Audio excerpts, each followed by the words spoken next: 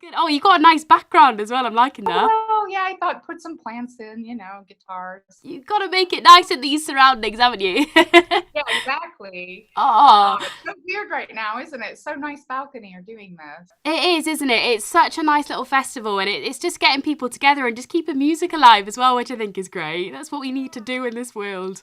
And there's just that like connected thing that I think people are missing right now. So Yeah, that's exactly it. Because I mean, it's not. It's I'm missing gigs so much. I am really, really missing being at gigs. It's just me like, oh, too.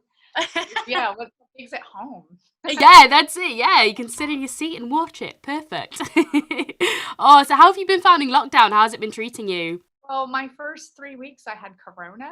Oh no. Really sucked, but in a way, it's made me really grateful for just that I'm not sick anymore. Yeah. And so, a lot of people that have been healthy the whole time are very, very stir crazy. Where I'm like, I'm just so happy I'm not sick that I'm grateful for that hour a day, and I'm Absolutely. grateful for just not feeling like crap. So it's like, in a way, I'm not happy I got it, but it did make it a bit easier now to be like, oh well, now I'm better. So That's it, and you can have a more count me positive. lucky stars. Yeah, that's it. And it brings up because I think that's what we need right now is a lot more positivity because it is so hard to be positive, isn't it, at the moment? And it is good to Yeah.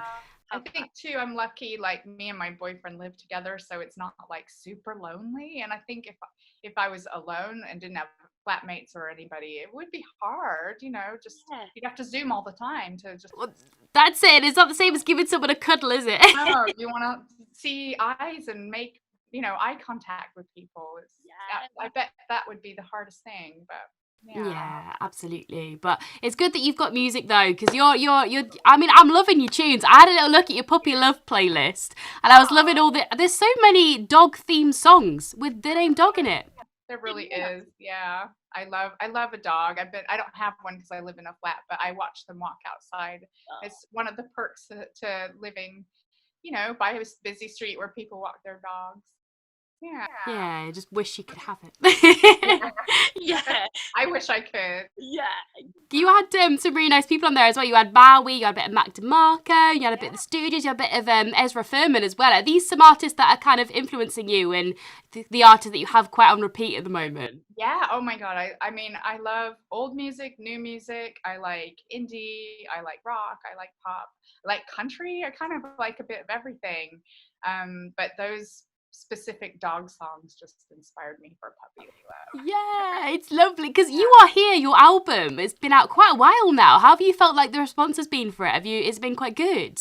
Yeah, it came out just before Christmas at the end of November, and I got to do some touring and sadly had to cancel some touring. So it's been a bit of a roller coaster, but it's been, I mean, well received, I think, and I'm still selling copies through Bandcamp. So that's a good sign that people want to buy it. So, I just keep doing what I'm doing and try and do more online promotion since my gigs and festivals have been canceled. So yeah.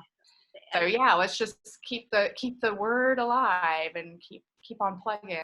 Good for you. I mean, you've got beautiful white vinyl that goes with it as well. That must feel so nice. Yeah, it was such a treat to get that test pressing and go, oh my God, it's beautiful, and it's how I imagined it was going to be. And yeah, I'm so pleased with how it turned out. And there's not that many copies left. So, get in there, people. Going quick. Limited edition white vinyl. People get on eBay soon, there'll be thousands of pounds going on them. You never know. You never know. But I love that. I like how you've released Puppy Love with a B-side as well. And I love the cover art of it. I love that throwback photo. Where was that taken? It was taken. So that was my dog Raleigh, and we both got haircuts, especially for that photo. And we went to the mall and did a family portrait at Olin Mills, which is like it's a chain, and they take family photos all around America. And my dog was like my best friend, so we did a couple's photo shoot. Yeah, I mean my dog, and so that's Puppy Love. That's what it's all about.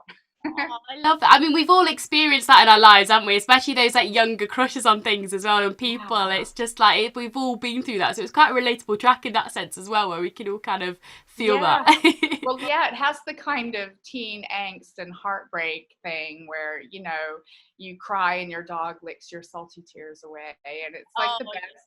But then also, there's kind of a fond memory attached to that pain somehow. And I guess the thing you grow up and you realize that love is the answer to just about everything. So. Absolutely. Yeah. And I feel that with the dog as well. I mean, I've always given my dog a cuddle growing up. She was I love her. She's great. But the Bomb was a really nice sort of B-side to it as well, because it's got a bit more of angst in there. It's got a bit more of a punky feel, which I think was quite nice. Was that kind of a decision that you made to put that on the B-side of that specific track? Yeah, so I recorded it for the album, but I just couldn't figure out where it would flow in the track listing because it is so angular and almost like kind of aggressive, but then it has strings in it, so that kind of counteracts that aggression, but it's just kind of poetry with drums that played freestyle, and it was kind of improvised in a room with Mike Monahan, my drummer, and Garo Nahuaki, and my boyfriend / guitar player. So we were in a room and just kind of we hashed it out, and that's what it came out like. And we got some friends to do those strings afterwards, but because it's kind of jammed rather than to click and figured out, they got to play with it too. So it's quite a little bit out there, but nothing wrong with that. No, I think it worked perfect. It was right up my street. I was like, I'm a bit of that. I'm having a bit of that. That's good. I like that. But I think that's what's really nice about your music. It does feel really raw, and you have that kind of DIY aspect to it as well. And you do that in your videos, which I love. Like, your videos look so much fun to shoot as well. Have they all been kind of quite fun to make? Yeah, totally. I mean, often they're just filmed in my flat or with my friends, and so it's kind of again, organic and working with your friends and people that and there's a kind of, you don't have to spend that first bit of time getting to know one another because you're already there, so you can just get in and play and make something joyful together, and that's really nice. Yeah. Because I loved Peanut Butter Malt Shop Heartthrob. That was so cool. Like, I loved the kind of aquarium kind of theme you had going on with that. Yeah. Was that in like a pet shop or something? Yeah, so that was an aquarium shop on the edge of London. I think it's quite near Surrey. And in it, you'll see Lily the fish features. She's 30 years old. Wow. Pretty old for a fish.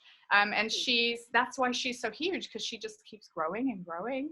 And so she's the big white fish that, features in the video. But she's real. You can go visit her. No way. Aquatics. Oh, that's amazing. Oh, so what kind of, have you been writing behind the scenes? Have you got some stuff you've been working on while you've been on lockdown? Well, I wasn't very inspired when I was sick, but I'm starting to come out of it now. And I have a concept that I was going to go to LA and record, but sadly my flight was canceled because of all this virus nonsense. So I'm going to try and make that happen remotely with the girls that I was going to record with out there. So it was kind of four of us that each do our indie thing, doing a kind of super group thing, inspired by the stars in the solar system and that kind of stuff. So hopefully, knock on wood, we'll get all of that recorded remotely and get it out in the fall maybe. So, fantastic. I think there's something really nice about recording at home. I think there's like a really personal thing when you kind of have a track and it's been recorded at home. It's got that kind of rawity to it. Intimacy to it, and that's kind of nice. Yeah. So what can we expect from your balcony set on Saturday? What can we expect from you? Well, I have a lot of plants in my house, so I'm going to put them all in one place to try and make it feel like I'm outside. I'm playing a festival. So I'm going to do my best to create a festival atmosphere in my flat. And Garo and I are going to play as a duo, and I think it will be fun. We're rigging up our oscillating fan to be camera number 2, so we'll see how that works out.